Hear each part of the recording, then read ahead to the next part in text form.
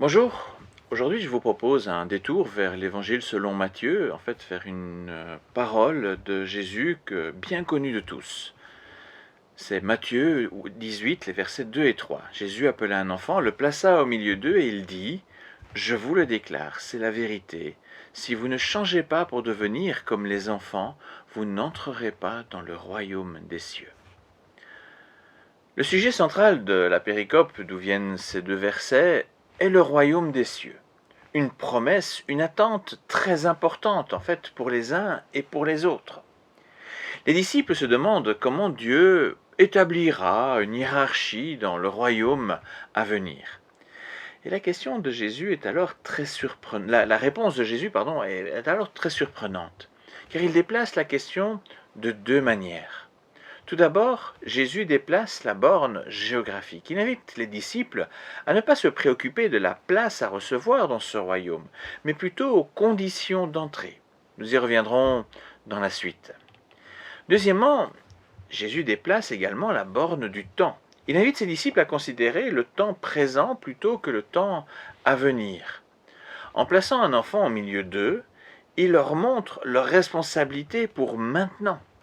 Le royaume des cieux est déjà une réalité à prendre au sérieux dès à présent, dans notre attitude de chaque jour. Après cette remarque introductive, essayons de comprendre ce que Jésus souhaite enseigner à ses disciples. Que signifie changer pour devenir comme des enfants?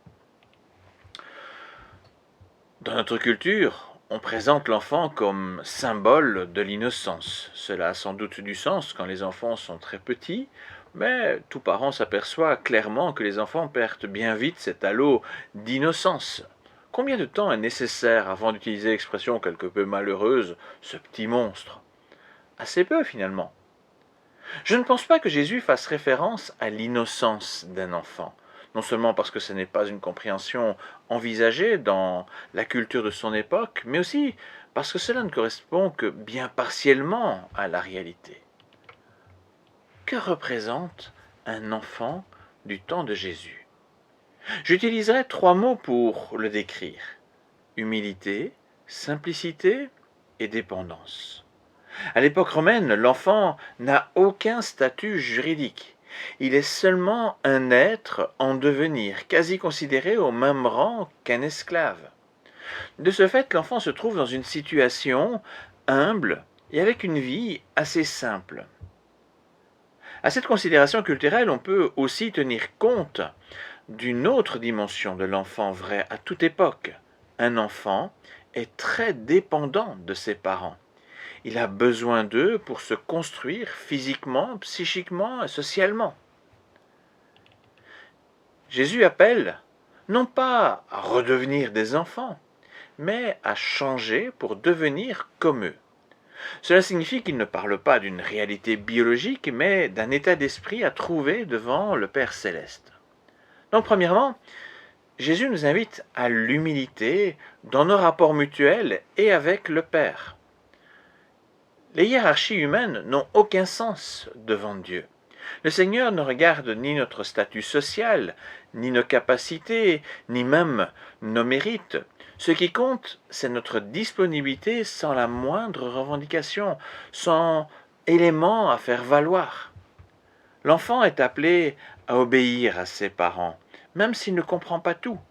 Mais il a malgré tout conscience de leur amour, raison pour laquelle il leur fait confiance.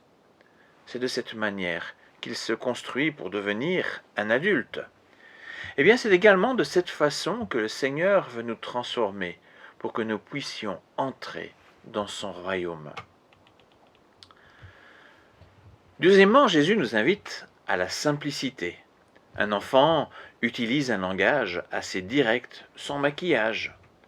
Or, le Seigneur aime que nous soyons vrais devant lui, comme l'est un enfant. De plus, quelle que soit notre situation, aussi petits soyons-nous, il nous prend toujours au sérieux. Nous n'avons pas besoin de mettre un masque, pas besoin de jouer un rôle, pas besoin d'occuper une place particulière. Il nous veut tels que nous sommes, en toute simplicité.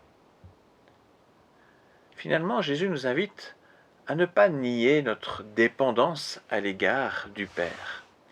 Un enfant a besoin de ses parents pour le nourrir, le vêtir, lui donner un minimum de confort pour remplir ses besoins affectifs, pour lui fixer des limites.